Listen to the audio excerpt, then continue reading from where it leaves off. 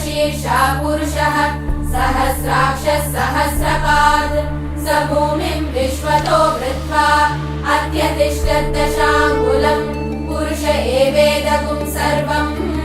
यद्भूतं यच्च भव्यम् उदामृतत्वस्येषानः यदन्नेनातिरोहति एतावानस्य महिमा अतो जायागुश्च पूरुषः पादोऽस्य विश्वा भूतानि